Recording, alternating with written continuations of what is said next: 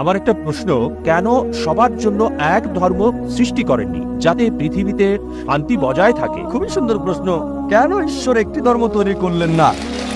এবং সকল গ্রন্থ যেগুলো কোরআনের আগে এসেছিল সেগুলো শুধু সেই সময়কার লোকদের জন্য এসেছিল। কোরআনের 4টির নাম উল্লেখ আছে: তাওরাত, জাবুর, ইনজিল এবং কোরআন। তাওরাত হলো সেই ওহী বা ঈশ্বরের বাণী যা মুসা আলাইহিস সালামকে দেওয়া হয়েছিল। জাবুর ঈশ্বরের পক্ষ থেকে দাউদ আলাইহিস সালামকে দেওয়া হয়েছিল।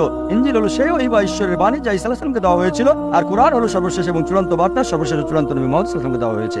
কোরআন আরো বলছে, সূরা রাদ 13 নম্বর সূরা 38 নম্বর আয়াতে বলা হয়েছে, বিকুল্লি আজরিন কিতাব। প্রত্যেক যুগেই কিতাব দেওয়া হয়েছিল, অনেক কিতাবই নাযিল করা হয়েছিল, কিন্তু সব কিতাব যা কোরআনের আগে এবং সকল নবী যারা মুহাম্মদ সাল্লাল্লাহু আলাইহি ওয়াসাল্লামের আগে এসেছিলেন তারা শুধু সেই সময় এবং সেই সময়ের লোকদের জন্য প্রেরিত। এ কারণে সর্বশক্তিমান ঈশ্বর এটাকে সংরক্ষণ করে রাখেননি।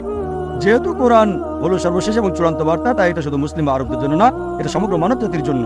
এবং নবী মুহাম্মদ শুধু আরব বা মুসলিমদের জন্য নয়, তাকে প্রেরণ করা হয়েছে সমগ্র মানব জাতির জন্য।